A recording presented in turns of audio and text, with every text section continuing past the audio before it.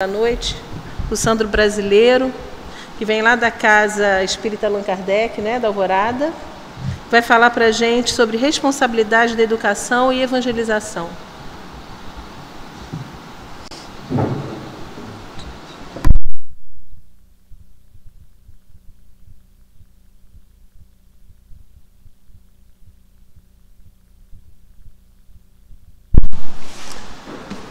No tempo de Jesus, nas festas judaicas, principalmente nas festas de casamento, nas bodas, era muito comum, logo de início, servirem o melhor vinho. Vejo que hoje, nesta festa belíssima que aqui estamos, o melhor vinho foi servido. Então vocês terão que aguentar o vinho de menor valor agora. Mas eu fico muito feliz com a oportunidade que a UEC me dá de vir a essa casa e podermos refletir juntos sobre um tema tão importante, principalmente no mês do DIGE, porque a nossa casa, o Centro Espírita Allan Kardec, foi a casa pioneira nesse tipo de trabalho de realização do mês do DIGE. E posteriormente, outras casas, conhecendo o trabalho, foram aderindo a esse trabalho e hoje nós temos muitas casas que felizmente realizam essa divulgação do mês do DIGE e realizam um mês voltado de forma veemente, exclusiva para se pensar na infância e na juventude e na evangelização desses espíritos. Então, para mim, é uma oportunidade muito grata de estar aqui e desde agora agradeço a oportunidade. Bom, foi nos pedido que refletíssemos sobre a responsabilidade da educação versus a evangelização. E aí ficamos pensando, porque é um tema extremamente desafiador, sempre é. Primeiro desafiador porque sou pai. Então, eu preciso me deparar com os meus 3 anjinhos que lá estão em casa, nas suas faixas etárias diferentes, desde adolescentes até criança. E segundo, porque sou evangelizador. Na minha casa espírita tenho a felicidade de evangelizar o 3º ciclo de infância. Já há algum tempo, não muito, mas há algum tempo. Então é sempre desafiador, porque são temas que nos colocam face a face com o que nós realizamos e com os desafios que nós precisamos vencer. Então, quando vi esta imagem, para mim foi claro que na nossa existência nós temos muitas portas a abrir, muitos cadeados a abrir. Contudo, também existem muitas chaves e precisamos escolher qual chave nós vamos utilizar para abrir estas portas. Não que as outras não as abram. Contudo, existe uma chave muito específica que nos possibilita a abertura de maneira especial desta porta, que trata da evangelização e da educação dos espíritos reencarnados. E é deles que nós vamos tratar essa noite e vamos refletir junto, a partir das nossas experiências e a partir do que a doutrina espírita, que é esta chave, nos possibilita abrir para descortinar para nós novas possibilidades nesta caminhada. Por mais que saibamos, nunca sabemos tudo e ainda temos muito a aprender. Principalmente no que se trata com quem estamos lidando. Isto é fundamental para pensarmos nestas responsabilidades e de que maneira a evangelização espírita pode auxiliar a nós pais na educação de nossos filhos. E como nós pais podemos nos articular com a evangelização espírita para encaminhar o processo de educação desses outros espíritos que foram colocados sob a nossa guarda e responsabilidade. Nós precisamos pensar quem são estes espíritos. Termos claros para nós com quem estamos tratando e as suas necessidades. Porque não existe êxito em processo educativo se nós não tivermos consciência da necessidade do outro. Não da minha necessidade, porque da minha necessidade trata o meu processo de autoeducação. Mas da necessidade do outro, trata do seu processo educativo e da minha influência sobre ela. Então, nós estamos falando claramente da educação espírita. Educação espírita que leva em consideração com muita clareza de que somos espíritos. E aí uma pergunta que é preciso fazermos: quando começa a educação da criança? Quando começa?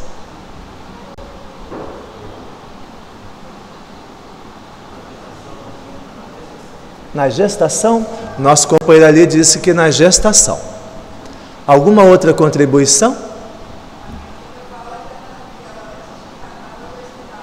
Ah, sabe a sua filha, hein?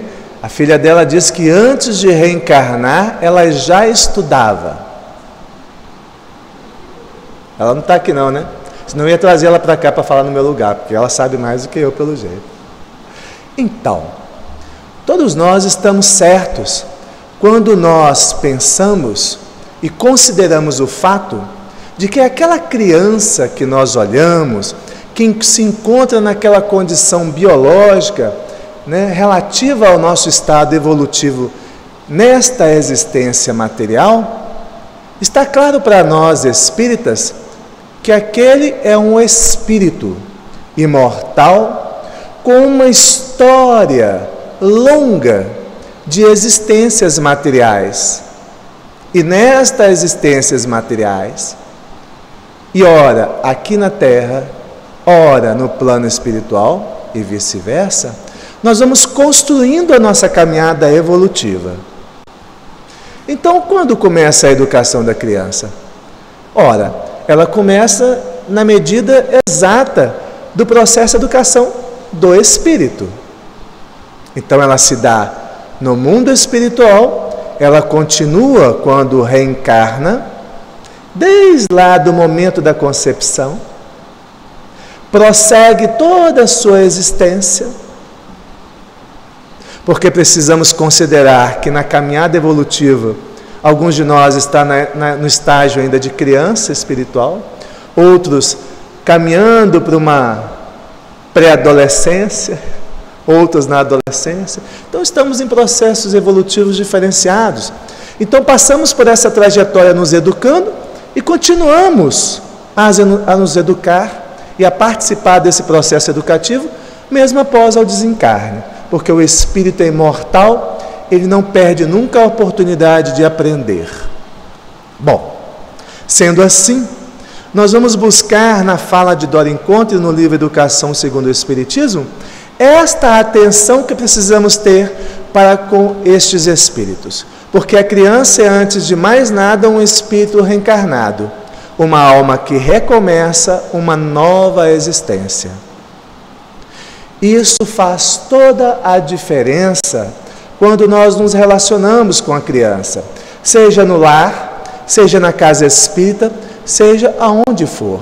A educação espírita se dá em qualquer lugar, a qualquer tempo, porque o espírito necessita do aprendizado constante, principalmente no que tange à vivência.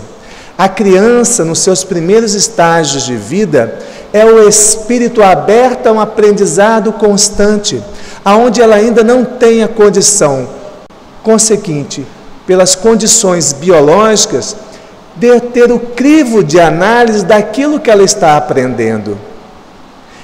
Ela é como um tornado. Já viram um tornado, mesmo pela televisão?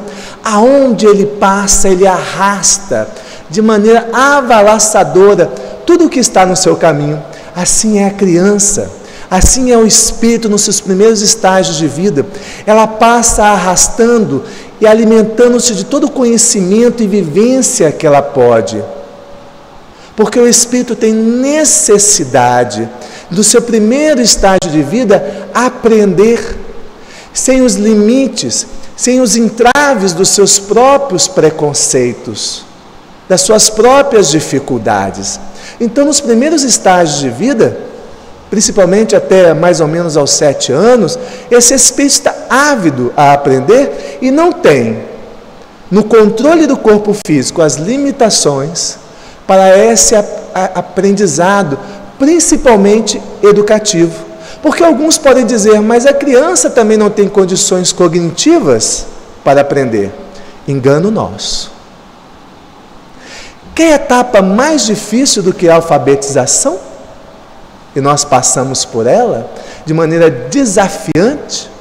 Então a nossa compreensão de aprendizado é que precisa ser revisto. Nós achamos que aprendemos única e exclusivamente pelo cérebro. E o aprendizado do espírito é muito maior, porque as nossas potencialidades são grandiosas. É verdade que o corpo físico coloca alguns entraves, contudo, o espírito é maior do que a matéria pode ser. Precisamos perceber que no olhar da criança, na sua atenção, na abertura do seu sentimento, como a criança aparenta ser verdadeira no que fala, demonstrando que o espírito não está ainda sob entrave das limitações que ela terá depois, quando começar a avaliar o que fala, o que pensa, o que ela pode externar. A criança externa, com a maior verdade possível, o seu sentimento. Se está bom, ela diz se está, se não está, ela mostra logo de cara que não está. Não tenta enganar. É o espírito reencarnante, tendo a necessidade de uma maneira muito ávida a aprender, mas não só aprender no que tange as questões intelectuais, mas a aprender no que tange as questões emocionais, psicológicas e principalmente morais. E aí nós temos claramente para nós uma visão mais ampla do ser humano, que extrapola a condição física e nos mostra claramente que somos espíritos. E por sermos espíritos, temos uma caminhada. Mesmo aquela criança naquela condição, não demonstrando ainda as suas tendências, que vai se fazendo ao longo do seu desenvolvimento físico, ela vai demonstrando, vai se revelando. Nós precisamos ter muita atenção para aquele espírito, seja nosso filho ou não.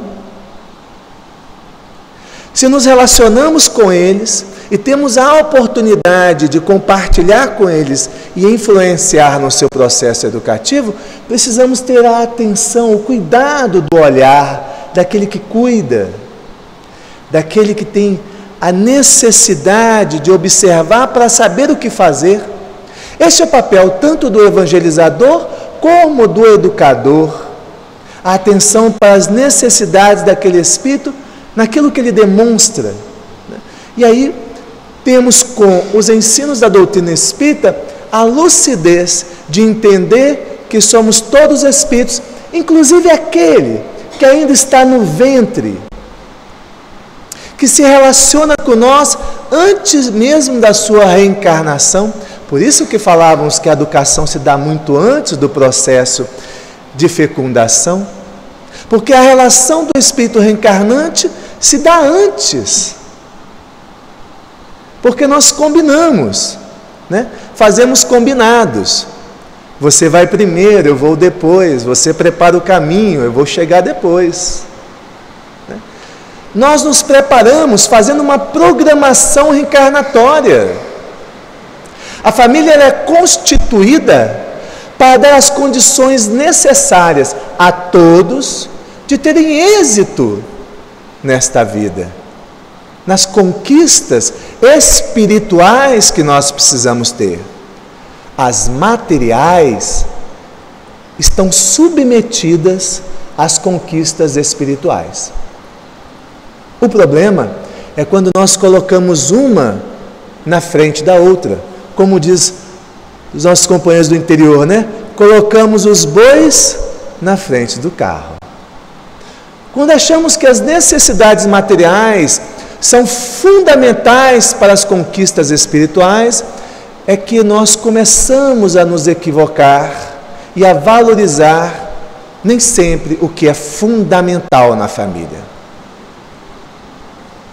E que a evangelização espírita pode despertar em nós, porque o compromisso da evangelização espírita é nos chamar a atenção todo o tempo para o espírito e o seu processo evolutivo, educativo, moral.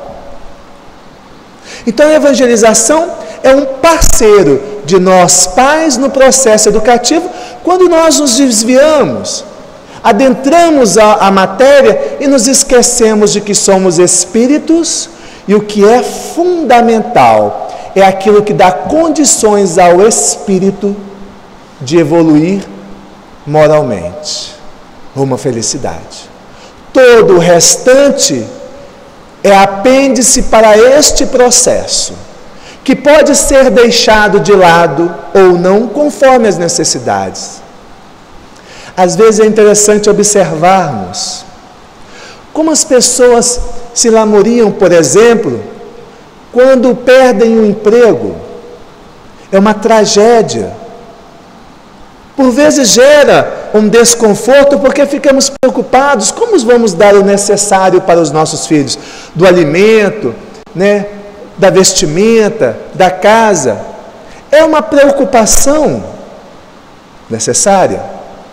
Contudo, às vezes ficamos tão preocupados com isto. E às vezes é a oportunidade de um reaproximar. Porque de outras formas, nos empregamos de forma tão forte na nossa profissão, no nosso trabalho, nas nossas realizações próprias, que esquecemos o simples e o necessário para a felicidade familiar. E aí o Pai, na sua infinita justiça e bondade, nos retira da condição de atender às nossas necessidades puramente pessoais, para nos chamar a atenção para as necessidades daqueles também, para o que fizemos compromissos reencarnatórios. Porque logo depois, quando empreendemos o mesmo esforço, logo à frente conseguimos novo emprego, talvez diferente daquele, mas a experiência da necessidade, a experiência de passar por determinados fatos, chegou a nós porque nós não estávamos despertos. Porque se tivéssemos, não seria necessário. Às vezes é a doença que bate à nossa porta. E é interessante, porque o relato de alguns, quando nos dizem como a nossa família se uniu diante daquela situação trágica e difícil, da doença do nosso familiar, como nós nos unimos mais. Tinha tempo que nós nos encontrávamos e agora estamos juntos. Pois é a evangelização do Cristo para conosco, nos dando o necessário para que encontremos o fundamental na relação familiar. E diante disso, nós vamos para a pergunta 384 do Livro dos Espíritos, que Kardec faz. Qual é, para o espírito, a utilidade de passar pelo estado de infância? E os espíritos sabiamente nos respondem: o espírito se encarnado passa para se aperfeiçoar. É mais acessível durante esse período as impressões que recebe e que podem ajudar o seu adiantamento, para o qual devem contribuir aqueles que estão encarregados da sua encarnação. Pais, familiares, evangelizadores, casa espírita, este é a nossa missão para com as crianças. Espíritos encarnados que estão aqui como nós para se aperfeiçoar e demandam de nós todo o tempo daquele que podemos empreender para eles, para contribuir neste seu processo. E esta é a nossa necessidade. Devemos contribuir de maneira eficaz para esse processo. É fácil? Com certeza que não. Todos nós, pais, evangelizadores, que nos relacionamos, outros que nos relacionamos com as crianças, sabemos o quanto é difícil. É difícil porque a responsabilidade da educação é do indivíduo. Nós não temos como educar os nossos filhos.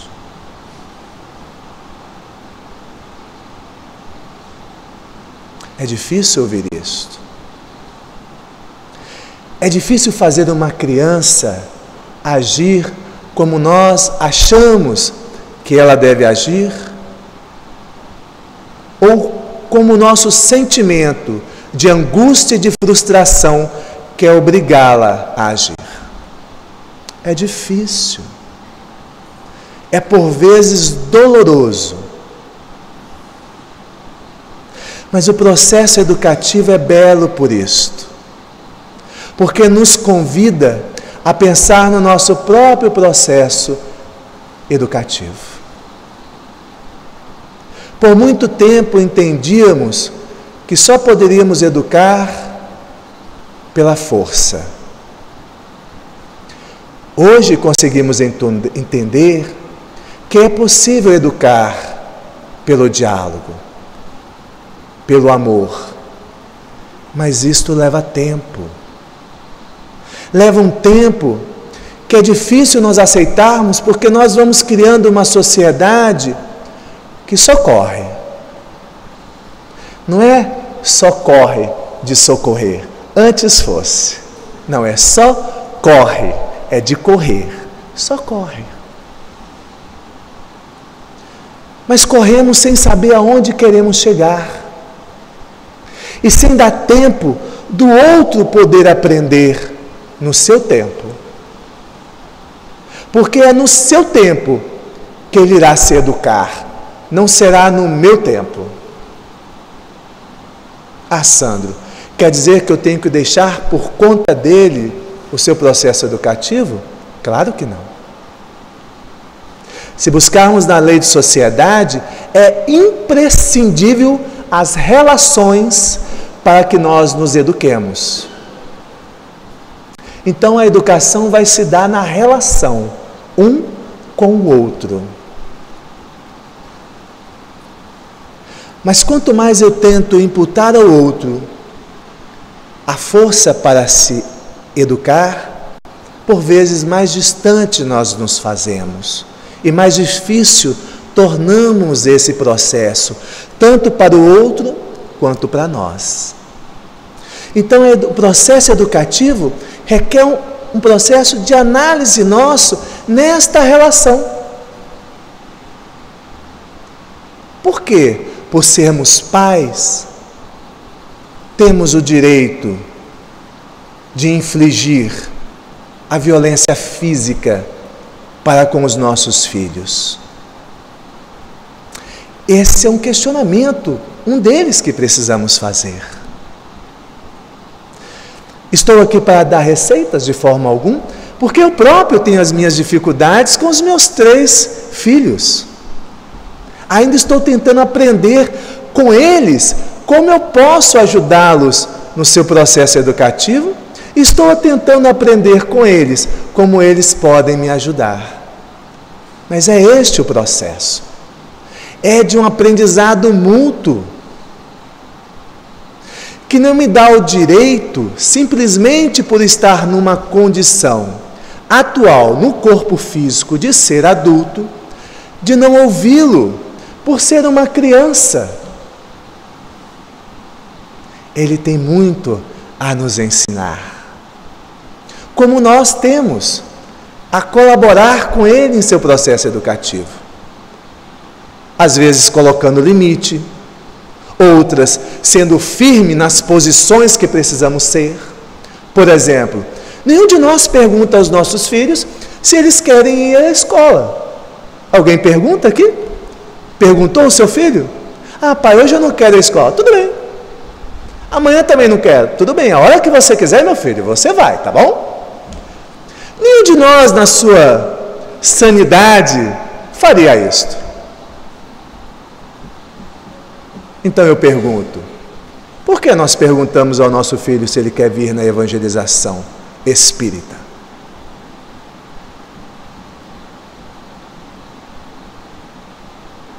Por que nós perguntamos se ele quer vir na casa espírita?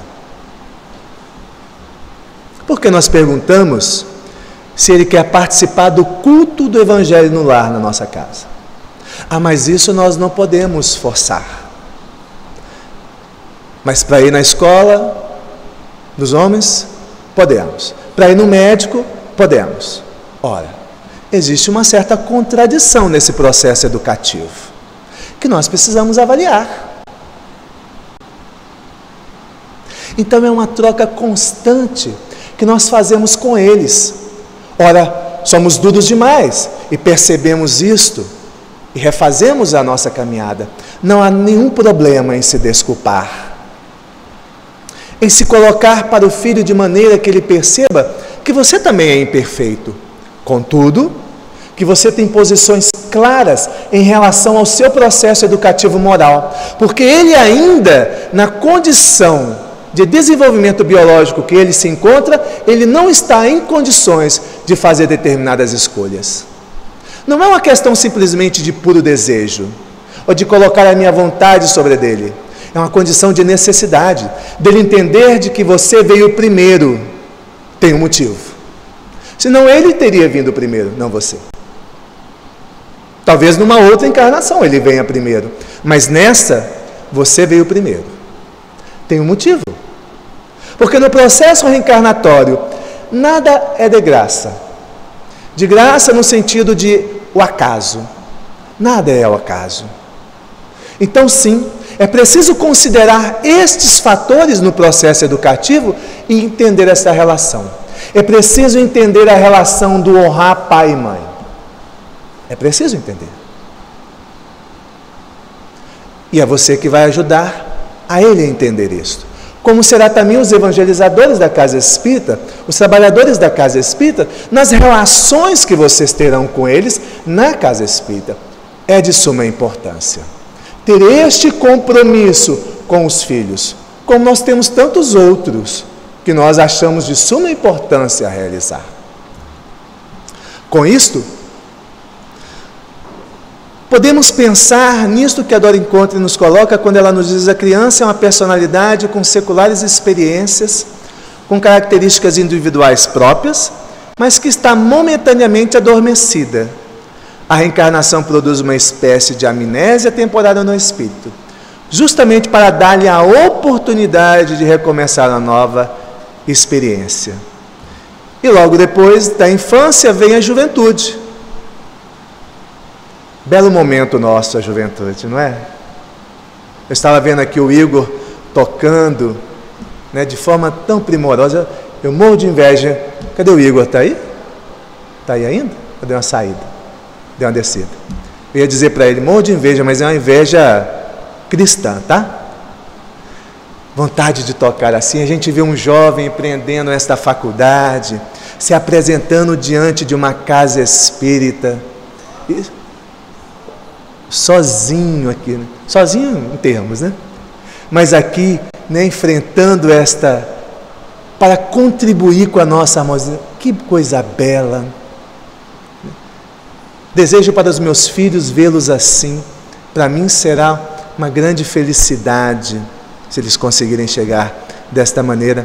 Então, é nesta caminhada que nós vamos fazendo, da criança ao jovem, e ele vai se revelando, como se fosse se descortinando um véu de frente a si, e as suas tendências vão aflorando nessa trajetória do seu desenvolvimento biológico. E aí chegamos cada vez mais a um momento decisivo, porque quando o espírito chega na condição de jovem, ele vai colocar na mesa todas as cartas. E quais são elas? Primeiro, as cartas do seu passado, as suas tendências, as suas conquistas pretéritas. Segundo, ele colocará as cartas do seu processo educativo atual. Todas as experiências que ele tem passado até aquele momento, tudo que ele tem ouvido, principalmente os exemplos que ele tem visto. Ele colocará isto sobre a mesa. E aí começará a tomar decisões. Que cartas ele retirará para o jogo da vida? Que cartas ele escolherá para participar dessa existência? E se ele não tiver cartas, ou se as cartas que ele tiver dessa atual existência não lhe derem as condições necessárias para mudar aquele jogo que até então ele tinha, mais difícil será para ele fazer essa caminhada. Para nós percebermos a importância desse processo que é da infância até a juventude. Para entendermos a sua importância e como são importantes a vivência da criança. Não só o que falamos, mas a vivência. Permitirmos que os companheiros da casa espírita possam participar conosco desta vivência, contribuindo, porque nós não damos conta de tudo. É por isso que vivemos em sociedade, porque precisamos da colaboração de todos neste processo. Não podemos abrir mão disto. Acharmos que por ser meu filho,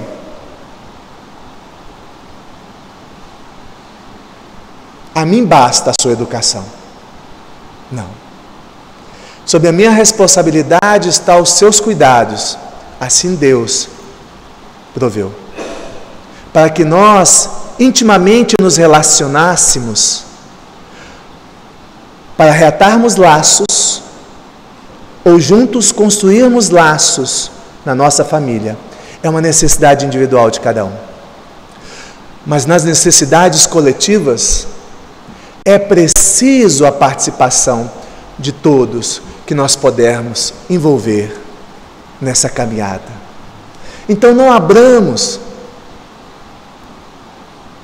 não cedamos às oportunidades que temos de oferecer aos nossos filhos sempre experiências que possam elevar a sua condição espiritual. E a casa espírita nos oferece isto, de todas as maneiras, sabendo que quem está na casa espírita também são espíritos imperfeitos, mas que poderá trazer experiências, porque traz o desejo verdadeiro de contribuir para este processo. Então, nós percebemos, como nos diz o Evangelho anteriormente, que se não tivermos a atenção para com o que nós oferecemos aos nossos filhos, ou deixamos de oferecer, podemos depois ficarmos lamentando, sem muito para isto poder contribuir de maneira eficaz, porque o lamento pouco contribui. O fato é que se reconhecemos que algo não fizemos a contento, ou que deixamos a dever em algum momento, ainda temos a oportunidade de contribuir sempre, porque a caminhada continua. Não podemos desistir, porque a própria doutrina espírita nos dá esse ar de otimismo sempre. Se Deus nos criou imortais, não nos deixando perecer numa só vida, por que vamos lamentar por um único dia, aonde fomos infelizes em alguma atitude que tivemos? Não. Amanhã é um outro dia. A próxima hora é uma nova hora. A culpa não nos ajuda, a mágoa só nos traz dificuldade. Então deixemos de lado, não perquemos tempos com essas coisas pueris. Por mais que nos sintamos abalados, perturbados, incomodados e até mesmo ofendidos. Por isso precisamos do perdão, não para o outro, mas para nós mesmos, para entender que amanhã é um novo dia e que nós podemos continuar a nossa caminhada. É verdade que meu filho, a minha filha, a criança, não será o mesmo amanhã. Contudo, ainda assim, estará sedento por novos conhecimentos, sedentos pela moral do Cristo, que nós podemos novamente revelar, demonstrando que, ainda sendo imperfeitos, desejamos ser o melhor possível neste novo amanhã. É esta a principal contribuição que nós podemos dar, este é o principal exemplo, não de nos aparentarmos perfeitos e nem demonstrando que não somos, mas mostrando que somos e demonstramos que somos espíritas. E o verdadeiro espírita como é? É aquele que tenta face a face todos os dias enfrentar as suas más tendências.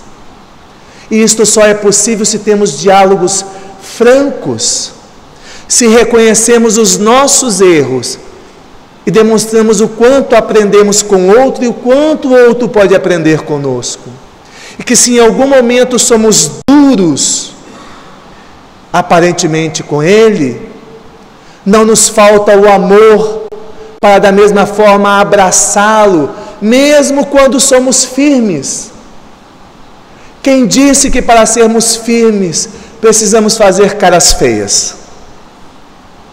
Podemos ser firmes e ainda assim amorosos, para que o Espírito sinta em nós o verdadeiro amor de quem se coloca no compromisso de estar caminhando junto a Ele, que não deseja mais que Ele tropece como outrora, e nem você tão menos. Então esta caminhada que se faz, se dá também na caminhada rumo à nossa maturidade. No livro dos Espíritos, os Espíritos, Kardec pergunta aos Espíritos de onde provém a mudança que se opera no caráter a uma certa idade, particularmente ao sair da adolescência. É o espírito que se modifica? E os Espíritos respondem, é o espírito que retoma sua natureza e se mostra como ele era. Então não tem aquele discurso de forma pejorativa, às vezes de maneira brincalhona, mas ferindo, de chamarmos os nossos homens de aborrecentes. Eles não são aborrecentes. E muitos nem gostam de ser chamados assim, porque já é difícil passar por essa fase. Imagina alguém dizendo para nós que nós somos chatos, ou que estamos aborrecidos. Não é fácil. Não foi fácil para nós nos depararmos frente a frente com as nossas verdadeiras tendências e termos que fazer escolhas. Não é fácil para os jovens, esses espíritos assim também fazerem. Então cuidado com a maneira brincalhona, como nós tratamos o nosso jovem. Pelo contrário, podemos alimentar nele a segurança em passar por esta fase, em dizer para ele é uma fase. O espírito precisa passar por esta fase, não só de transformações biológicas do corpo, mas de transformação espiritual para uma maturidade muito maior. Uma maturidade do espírito, de reconhecer a necessidade do Evangelho em sua vida, de reconhecer a necessidade da espiritualidade, da religiosidade, dele ter condições de fazer as suas escolhas neste caminho, mas escolhas seguras, escolhas bem apoiadas, onde demonstramos a nossa paciência, às vezes escorregadias, mas que podemos retomar quando assim escorregamos e dizer, estamos aqui juntos. Não é à toa que nós nos unimos nesta vida. Se nós não nos afeiçoamos, é para que hoje aprendamos a nos afeiçoar. É difícil.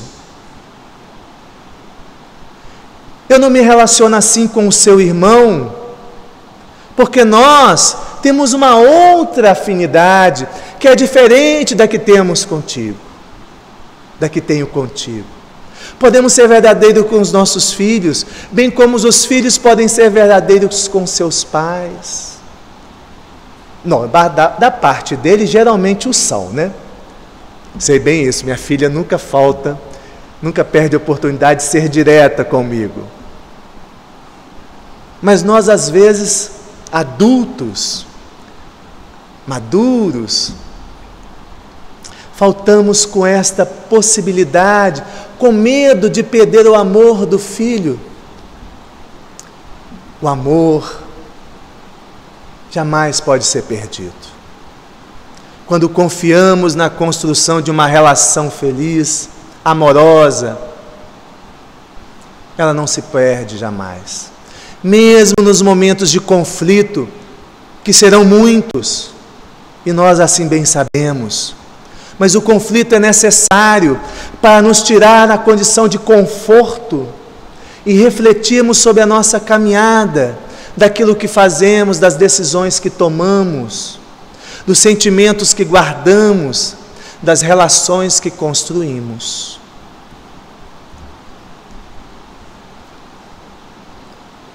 Amélia Rodrigues nos dá a pista do que nos falta em nossa caminhada quando a situação está difícil.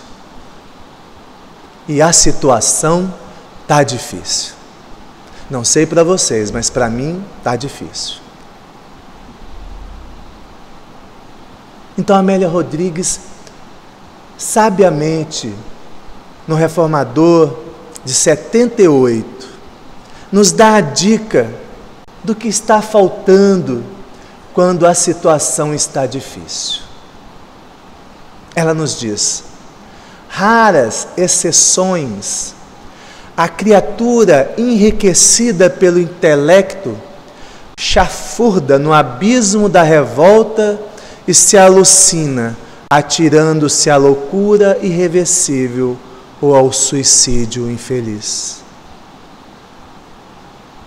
Lia hoje numa página da internet: em menos de 40 segundos, uma pessoa se suicida no mundo.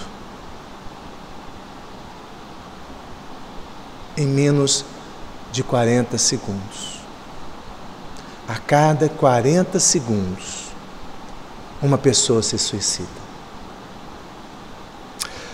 Quando não se deixa intoxicar pelos vapores da indiferença, matando a esperança e o amor. Se isso acontece, o que está faltando?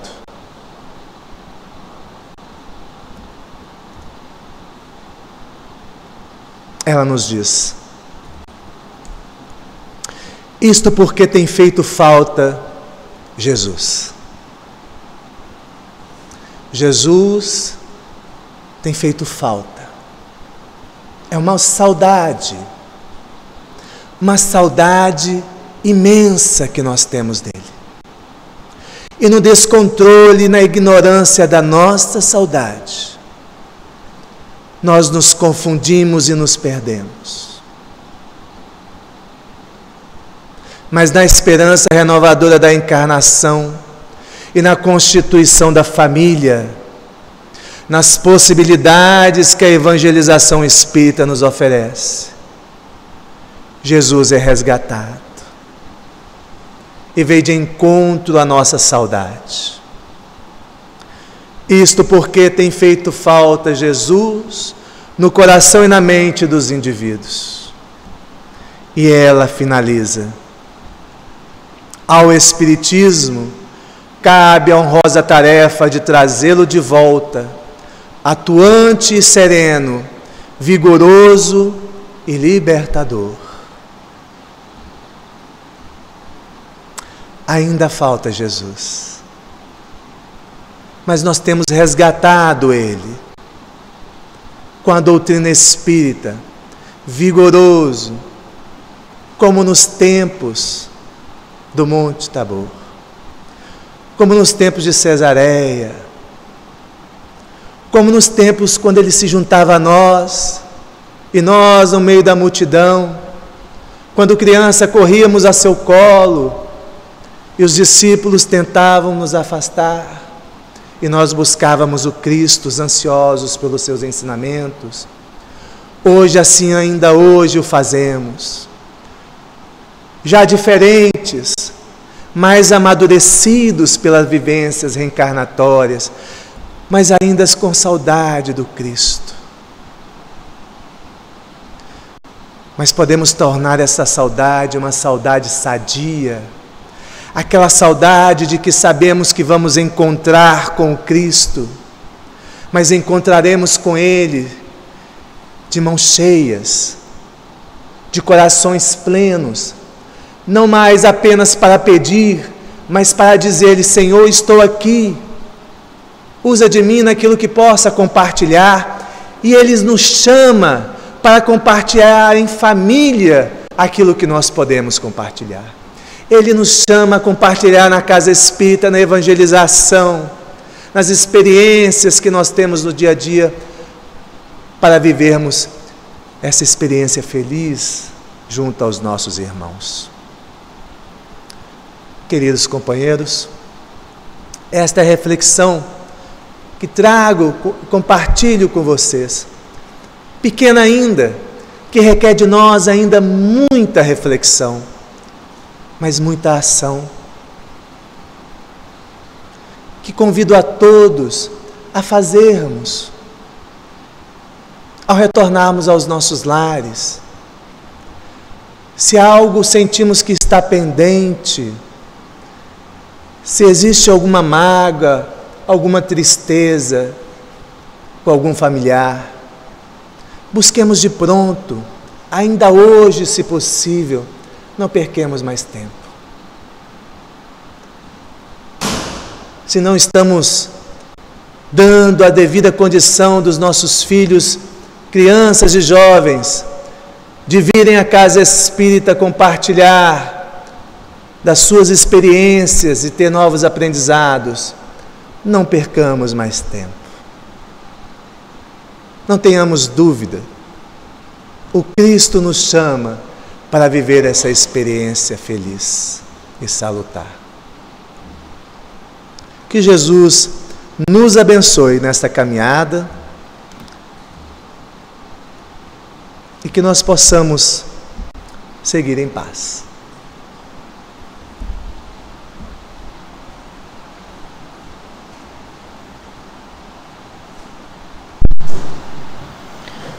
Nós agradecemos, Sandro.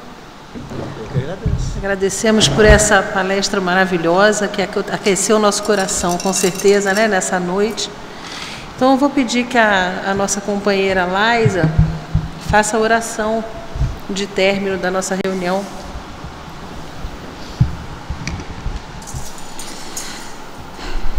É com o coração cheio de esperança, de amor, fortalecido nas lembranças que nos foram faladas hoje,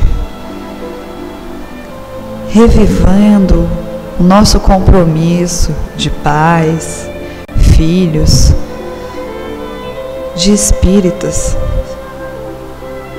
de amor que Jesus nos ensinou, que possamos levantar essa bandeira da educação, do amor, porque Jesus só pede que eduquemos com amor,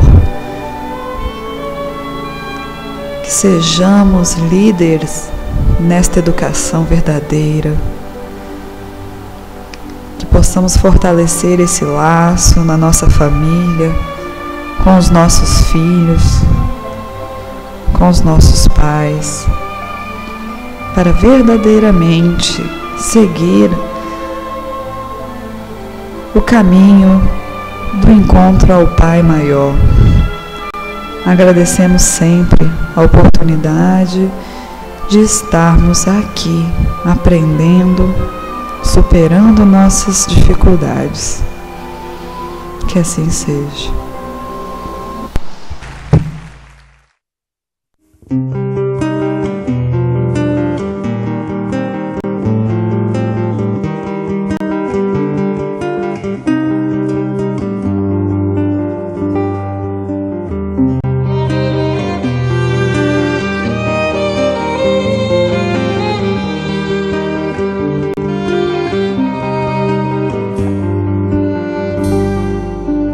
Desde que o vi, me sinto arder em chamas, me chamas, sou teu pescador.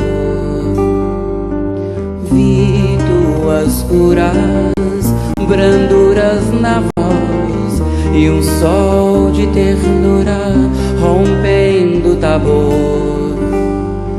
Deixei meu pai, meu mar, meu cais, e busquei meu lugar junto a ti. O amor demais me fez capaz de curar em teu nome, Rabi. Filho do trovão, deita tua cabeça sobre mim. Mãe Maria, eis teu filho ao lado da cruz. Sou apenas João, o trovão apacentado.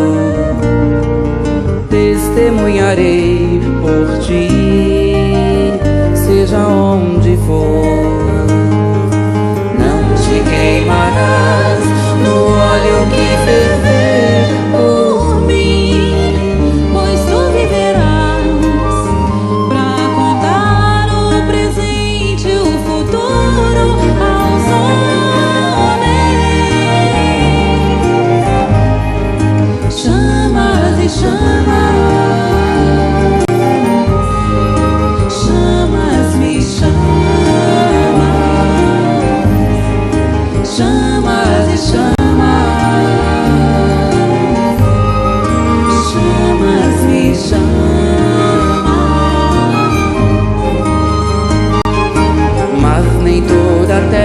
por